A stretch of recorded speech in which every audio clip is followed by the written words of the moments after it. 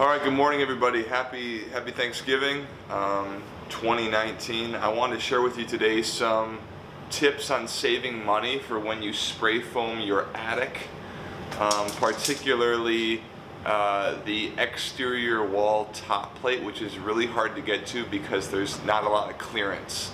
So I went out on, was it like eBay or something, or Amazon, and I bought this spray foam gun used for like 26 bucks. Okay, this one's got about a 2-foot extension on it, and then you just buy the Great Stuff Pro cans, and you put them on upside down, and then you can hit this thing, and then you can reach it in there, and spray foam wherever you need to.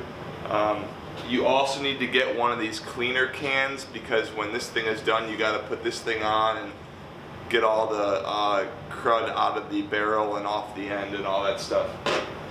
One of the things that's tricky about this is this can is really tall, so when you're trying to get way back into the areas, you might not have the clearance to actually get this way back in there. So it's kind of cumbersome. I wish that the bottles were like this tall so I could really have a lot more maneuverability. Okay, so this gun was 26 bucks. Like I said, I got it like used or something. The 4-foot gun that's even longer, the cheapest I found that new was 100 bucks at any of your big box stores or on Amazon. So it's a good chunk of change. If you're going to be doing a lot of them though, it might be worth it. This gives you a lot of control. One thing though, that when you do this, if you have existing, let's say fiberglass up in your attic, like loose fill, the spray foam that comes out of this tip will stick to the fiberglass, and you get all sorts of crap on the tip, and you have to like kind of wipe that off and then keep on going. So as an alternative to doing this, using a piece of PEX, this is open on the end there, and then some flex tubing. You can get this at like the hardware store. The flex tubing goes inside here, right? You can stuff this all the way through, and it comes out the other end. So I can cut this, I'll cut this thing in like half, right?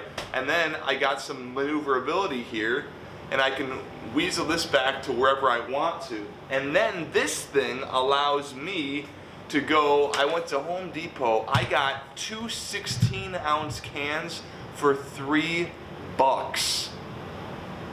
Sell your house, just go buy this stuff, awesome. So super good deal. Then what I can do is I can flip this can upside down, attach this thing to the nozzle, and then I can use this flexible tubing to go ahead and spray foam stuff in. Then when I'm done spray foaming, I can just pull out this interior tube and then toss it, because the spray foam is going to harden here and it's going to be good for nothing. And then I can get some more tubing.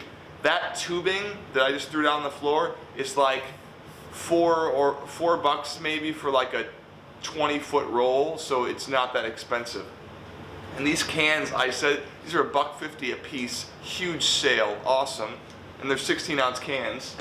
And contrast that with this can is 24 ounces, and this thing was like 10 bucks. That's ridiculous, okay? So use that tip when you're up there spray foaming.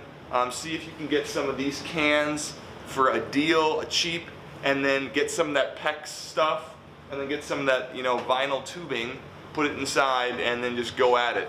Make sure you keep the can upside down though when you're spraying it, and give it a super good shake for a minute before you start spraying. And remember, when you start spraying with this stuff, you got to use the whole can when you do it. However, when you have my method with the PEX and the vinyl tubing, you can use half the can, then disconnect the vinyl tubing, throw it out, and then just flip the can back upright. And then when you're ready to do it again, attach a new vinyl tubing and put it through the PEX, and you can keep on going.